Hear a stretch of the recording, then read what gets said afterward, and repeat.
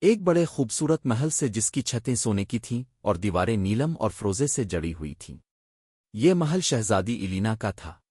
شہزادی ایلینا دنیا کی سب سے حسین اور شاندار زندگی گزار رہی تھی۔ اس کے محل میں ایک الگ کمرہ صرف لباسوں کے لیے تھا، جہاں رنگ برنگے فراق قطار سے ٹنگے ہوتے۔ ہر فراق کے ساتھ میچنگ جوتے شیشے کی الماریوں میں ترتیب سے رکھے جاتے اور اس کمرے کی روشنی ہمیشہ چمکتی رہتی۔ اس کے میک اپ کے لیے ایک الگ کمرہ مخصوص تھا، جہاں خوشبوؤں کی قیمتی شیشیاں، سنہری لپ اسٹک، آنکھوں کی جھلملاتی شائنرز اور تاجوں کی لمبی قطار ہر روز اس کے انتخاب کی منتظر ہوتی۔ اس کا ناشتہ بادام دودھ، شہد میں بھیگی ہوئی روٹیاں اور سونے کے برتنوں میں رکھے پھلوں سے ہوتا۔ اس کا غسل پھولوں کے پانی سے کروایا جاتا اور اس کے بدن پر گلاب کی پتیوں کی برسات کی جاتی۔ لیکن ایلینا اکثر اپنے خوبصورت کمرے کے سنگ مرمر کے فرش پر بیٹھ کر چپ چاپ آسمان کو دیکھا کرتی۔ کیا خوشی صرف ان چیزوں میں ہے؟ وہ اکثر خود سے پوچھتی۔ ملکہ اکثر آ کر کہتی، ایلینا تمہیں سب کچھ سیکھنا ہوگا۔ محل کے اصول، بادشاہی آداب، رعایا سے بات کرنے کا طریقہ۔ تم ہی اگلی ملکہ ہو۔ ایلینا دل سے فرمانبردار تھی، مگر دل میں کوئی خلش تھی۔ رات کو سب کے سونے کے بعد وہ چپکے سے اپنی چمکتی فراقیں اتار کر ایک سادہ نائٹ سوٹ پہن لیتی۔ آئینے کے سامنے کھڑی ہو کر آہستہ آہستہ رقص کرتی، صرف اپنے لیے۔ پھر کتابوں کا شیلف کھولتی اور محبت، دوستی، سچائی کی کہانیاں پڑھتی۔ جیسے جیسے سب سو جاتے، ایلینا جاگتی رہتی، ایک اور زندگی کے خواب لیے۔ ایلینا کی زندگی باہر سے چمکتی دمکتی نظر آتی تھی، مگر وہ خود کو بہت اکیلا محسوس کرتی۔ ملکہ بس کام کے وقت اس سے بات کرتی اور روز اسے بادشاہی آداب سکھاتی، کب جھکنا ہے، کب مسکرانا ہے، کس سے نظریں ملانی ہے۔ ساتھ کہتی، میرے بعد تم ہی اس محل کی ملکہ ہو، تمہیں ابھی سے ہر بات سیکھنی ہوگی۔ ایلینا کا دل چاہتا کہ وہ صرف بیٹی ہو، ماں کا پیار ملے، نہ کہ ولی عہد کی طرح حکم ملے۔ ایک دن اس نے اپنی ملازمہ صفیہ سے کہا، کبھی ایسا ہوا ہے کہ تم نے بس دل سے جیا ہو، کسی اصول کے بغیر؟ صفیہ نے مسکرا کر کہا، ہاں شہزادی، جب ہم دل سے ہنستے ہیں بغیر وجہ کے تو وہی اصل جینا ہے۔ اس رات ایلینا نے خود سے وعدہ کیا، میں ایک دن محل سے باہر جاؤں گی۔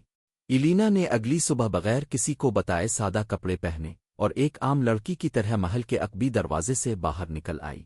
شہر کی گلیوں میں قدم رکھتے ہی ہر چیز بدلی ہوئی لگی۔ بچوں کی ہنسی، دکانداروں کی آوازیں۔ ایلینا نے ایک چھوٹے ہوٹل سے چائے خریدی اور ساتھ بیٹھی ایک بچی ریحانہ سے دوستی کی۔ وہ سارا دن بچوں کے ساتھ ہنسی، ایک غریب عورت کے ساتھ کھانا کھایا اور بازار میں ہاتھوں پر رنگ برنگی چوڑیاں پہنی۔ وہ پہلی بار سکون میں تھی۔ جب وہ رات گئے واپس محل آئی تو اس کی آنکھوں میں آنسو تھے اور چہرے پر ایک سچی مسکراہٹ۔ مگر جیسے ہی محل میں داخل ہوئی، ملکہ نے اسے دیکھ لیا۔ ایلینا، تم کہاں تھی؟ ایلینا کچھ کہنے ہی والی تھی کہ ملکہ نے غصے سے کہا، تم نے ہمارے اصول توڑے ہیں، تمہیں سزا ملے گی۔ بغیر سوال کیے ملکہ نے حکم دیا کہ ایلینا کو قید خانے میں ڈال دیا جائے۔ مگر ماں، میرا جرم اتنا بڑا ہے کیا؟ ملکہ نے کوئی بات نہ سنی اور اسے قید کر دیا۔ قید خانہ سیاہ پتھروں سے بنا ایک تنہا کمرہ تھا، جہاں صرف خاموشی تھی۔ ایلینا کی آنکھوں میں آنسو آ گئے۔ کیا میری آزادی کی قیمت اتنی بڑی تھی؟ اسی وقت اس کی نظر ایک پرانی ٹائل پر پڑی، جس پر پھولوں کی شکل کا نشان ابھرا ہوا تھا۔ اس نے آہستہ سے ٹائل کو چھوا۔ اچانک پورے فرش میں ہلکی سی لرزش ہوئی، ٹائل نیچے دبتا گیا اور اس کے نیچے سے پھولوں سے بنی ایک روش ظاہر ہو گئی، روشنی سے جگمگاتی، خوشبو سے بھری ہوئی۔ ایلینا حیران رہ گئی، مگر دل نے کہا، یہ شاید میری قسمت کا نیا دروازہ ہے۔ وہ پھولوں والی روش پر چلتی گئی۔ یہ روش اسے ایک ایسی دنیا میں لے گئی جہاں درخت چمک رہے تھے، زمین سنہری تھی اور آسمان نیلا نہیں بلکہ نیلا جگمگا رہا تھا۔ وہ پریوں کی وادی میں پہنچ چکی تھی۔ یونیکورن ادھر ادھر گھوم رہے تھے، ندیوں میں چمکتی جل پریاں تیر رہی تھیں اور محل چمکتے کرسٹل سے بنے ہوئے تھے۔ مگر ہر پری اداس بیٹھی تھی، ان کے پر جھکے ہوئے تھے، چہرے مرجھائے ہوئے۔ ایلینا نے ایک پری نورین سے پوچھا، تم سب اتنے غمگین کیوں ہو؟ نورین نے آہستہ سے کہا، ہمارا جادو چھن گیا شہزادی، ایک ایسی پری نے چرایا ہے جو بغیر جادو کے پیدا ہوئی تھی۔ ایلینا نے حیرت سے کہا، کیا وہ جادو کی حقدار نہیں تھی؟ نورین بولی، نہیں، مگر وہ جادو کی طلب میں اتنی آگے گئی کہ اس نے ہم سب سے چھین لیا۔ ایلینا نے کہا، مجھے لے چلو، اس تک میں بات کروں گی۔ ایلینا جیسے ہی اندھیرے جنگل میں پہنچی، فضا بوجھل ہو گئی، شاخیں سرگوشیاں کر رہی تھیں۔ سامنے ایک اونچے پتھر پر کالی پوشاک میں لپٹی ایک پری زہرہ کھڑی تھی، جس کے گرد روشنی قید تھی، جیسے ستاروں کو قید کر لیا گیا ہو۔ ایلینا نے نرمی سے کہا، میں تم سے لڑنے نہیں آئی، صرف بات کرنے آئی ہوں۔ مگر زہرہ نے سختی سے نگاہیں پھیریں۔ इलीना ने कहा, मुझे मालूम है तुमने सब का जादू लिया, मगर शायद तुम्हें सिर्फ मोहब्बत की जरूरत है। ज़ोहरा ने फिर वार किया। इलीना एक पुरानी झाड़ी के पास झुकी जहां एक चमकता हुआ फूल था जिस पर हल्की सी रोशनी फैल रही थी।